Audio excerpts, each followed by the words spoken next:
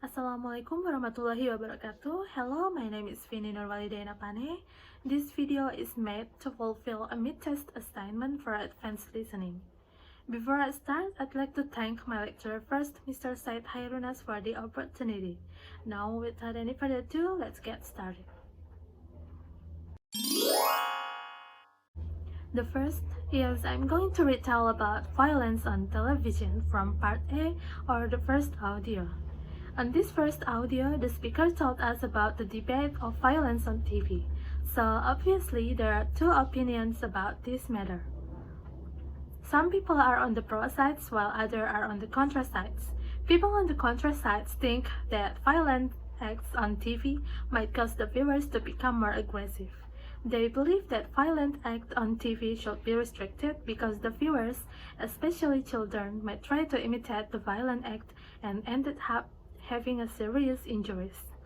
The example of a TV programs that use violence are a wrestler and boxing match and a show where people are shooting guns at each other. People on the contra sides are concerned that those kind of TV programs make people less sensitive and quite tolerant to violence.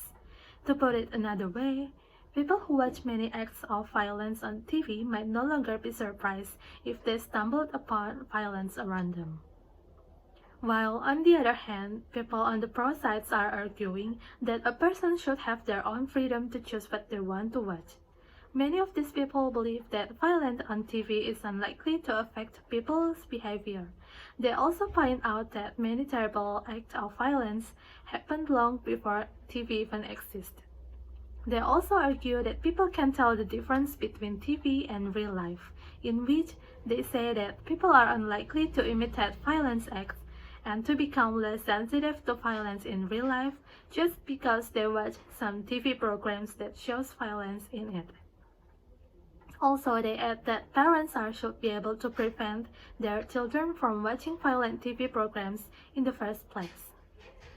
The speaker on the first audio also states some data from the expert to support the idea that violence on TV should be restricted.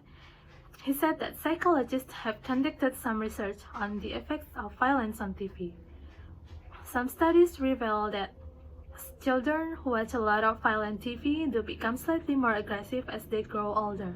And some other research has found that rates of murder tend to increase slightly in the days following a boxing match. The topic of violence on television is a tough topic to discuss because it is a conflict between public safety and individual freedom. Next, moving on to the second audio or part B audio, I'm going to retell about public art.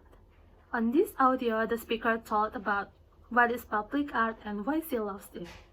Public art is an art that's different from an art that you find in the museum. Because with public art, you can find it everywhere while you're walking around. Public art is also different in terms of materials.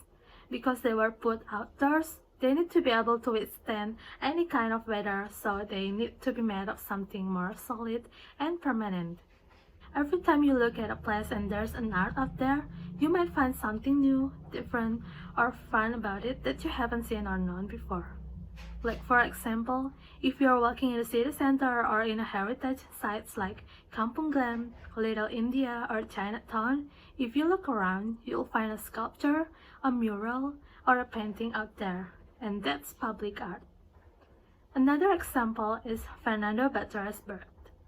It's literally a giant bird and it's sat right there on the edge of Singapore River. It's a very interesting work because of its massive size. It also kind of makes people wonder, why is a giant bird sat at the edge of the river? The art itself meant to represent peace and prosperity. Next example of public art is a sculpture by the artist Chong Fa Chong, who is one of the Singapore's sculptors.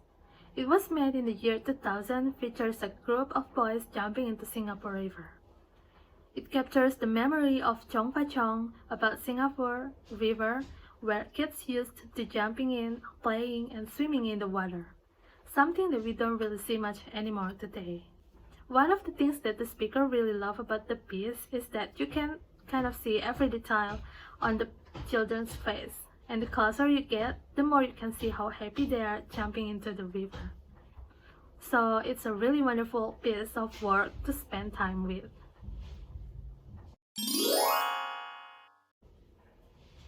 Next, moving on to the last audio or part C audio, I'm going to retell about American beauty standards. The third speaker's name is Emily Newhall. The speaker told us that she used to eat candy, ice cream, cake, brownies, and more when she was a little girl, or maybe even up till now. But now she thinks that all of the food mentioned before is just unhealthy and will only make her fat. When she was little, she thought every part of her body is a part that helped her to do activities. But now she seems to be able to find a flaw in each of these parts of herself. When speaking about American beauty standards, how we view our body is constantly changing and it's always different for each person. The speaker was lucky enough to have a skinny body and lucky enough to not have a negative thought about her body, at least until she got into middle school. "Are you anorexic?" she was asked once. At first she was just confused, then she realized something must be wrong with her body. The most confusing part for her is when people at some point want what she has and next they told her the opposite, that they dislike it. Then this was come through her mind after the confusing judgment from other people, that everyone has a perception of their own bodies.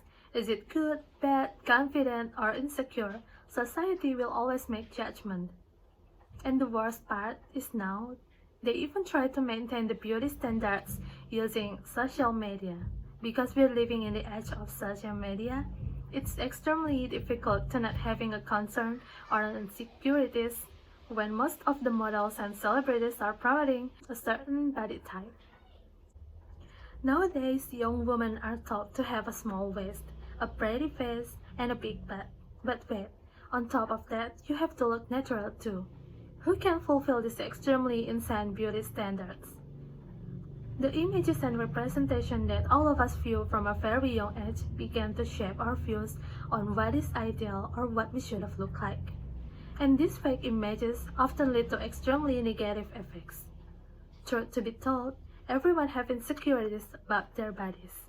The difference is that some people have it more intense while the other thinks that it's not a big deal.